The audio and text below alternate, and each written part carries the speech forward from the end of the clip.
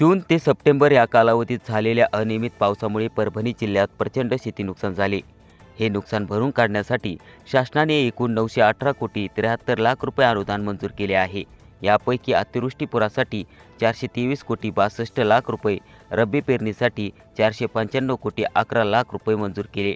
परंतु या मोठ्या रकमेतून सगळ्या शेतकऱ्यांना मदत मिळालेली नाही। जिल्ह्यातील हजारो शेतकरी केवळ ई-KYC प्रलंबित असल्यामुळे अनुदानापासून वंचित आहेत। 30,799 शेतकऱ्यांचे 15 कोटी 40 लाख रुपये अडकल्याची नोंद। सप्टेंबरमधील नुकसानीसाठी 52,301 शेतकऱ्यांचे 29 कोटी रुपये प्रलंबित आहेत। 2 ते 3 हेक्टर नुकसानीच्या श्रेणीत 6,684 शेतकऱ्यांचे 3 कोटी 41 लाख रुपये प्रलंबित आहेत। हा आकडा जिल्ह्यातील परिस्थिती किती गंभीर आहे हे दाखवण्यासाठी आहे। प्रशासनाकडून ई-KYCसाठी विशेष कॅम्प सुरू आहेत, परंतु ॲग्रीस्टॉक नोंदणी पूर्ण असतानाही अनेक शेतकऱ्यांना फार्मर ID मिळालेला नाही। ही शेतकऱ्यांची महत्त्वाची चिंता आहे।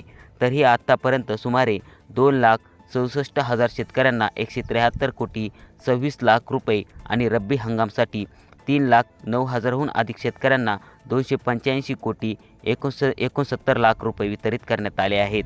मात्र उर्वरित रकमेचे वितरण सुरू असून प्रक्रिया वेगाने पूर्ण करण्याचे प्रशासनाचे प्रयत्न सुरू आहेत।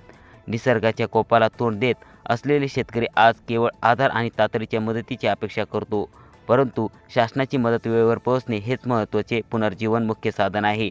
आपण पाहत रहा, आम्ही अशाच महत्त्वाच्या कृषी अपडेट्स लवकरच घेऊन येऊ। पुन्हा भेटू। व्हिडिओला लाईक आणि सबस्क्राईब नक्कीच करा। धन्यवाद।